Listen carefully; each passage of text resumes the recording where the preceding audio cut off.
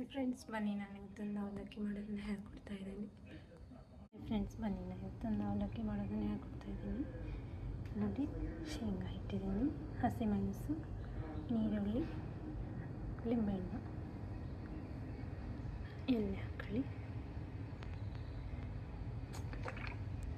Friends, ಮೊದಲು ಶೇಂಗಾ ಹಾಕ್ಕೊಬೇಡಿ, ಇದನ್ನ ಕೆಂಪು ಬಣ್ಣ ಬರೋವರೆಗೂ ಹುರಿದು ಆಮೇಲೆ ಸಾಸಿವೆ.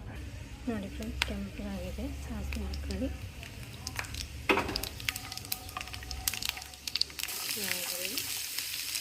ಹಸಿಮೆಣಸು, ಇಲ್ಲಿ ಅವಲಕ್ಕಿ ತೊಳೆದು ನೆನೆಸಿ ಇಟ್ಟಿದ್ದೀನಿ, ಹಾಕ್ಕೊಳ್ಳಿ.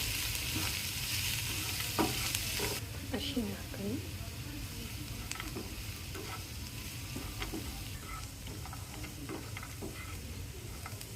ನೋಡಿ ಫ್ರೆಂಡ್ಸ್, ಶೇಂಗಾ ಸ್ವಲ್ಪ ಇದೇ ಥರನೇ ಹಾಕಿ ಹುರಿರಿ, ಯಾಕಂದರೆ ಗರಿ ಗರಿಯಾಗಿರುತ್ತೆ ಶೇಂಗಾ, ಚೆನ್ನಾಗಿರುತ್ತೆ.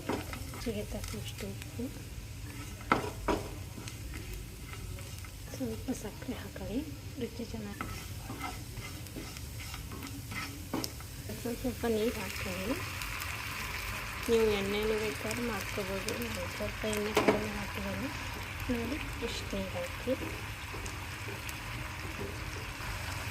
ಏನು ಗೊತ್ತಾ, ನೀವು ಟೊಮ್ಯಾಟೊನ ಹಾಕೊಳ್ಳಿ, ಅದಕ್ಕೆ ಕೊತ್ತಂಬರಿ ಸೊಪ್ಪು ಕರಿಬೇವು ಹಾಕೊಳ್ಳಿ, ಇನ್ನೂ ಚೆನ್ನಾಗಿರುತ್ತೆ.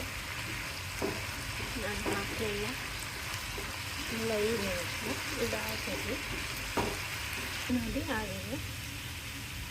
ಅಷ್ಟರಲ್ಲಿ ಅವಲಕ್ಕಿ ಹಾಕೊಂಡು ಚೆನ್ನಾಗಿ ಕಲಿಸ್ಬಿಡಿ.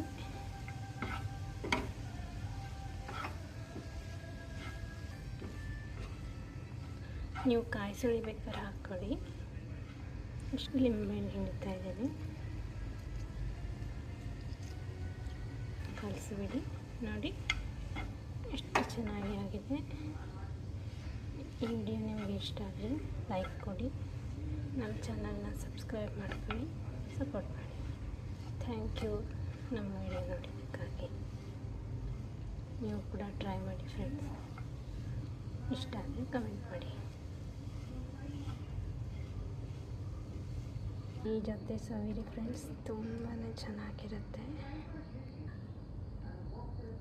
ನೋಡಿ, ಅವಲಕ್ಕಿ ರೆಡಿಯಾಗಿದೆ. ಬಿಸಿ ಬಿಸಿಯಾಗಿ ಮಾಡ್ಕೊಳ್ಳಿ. ನೀವು ಇಷ್ಟ ಆದರೆ ಲೈಕ್ ಮಾಡಿ ಫ್ರೆಂಡ್ಸ್. Thank you.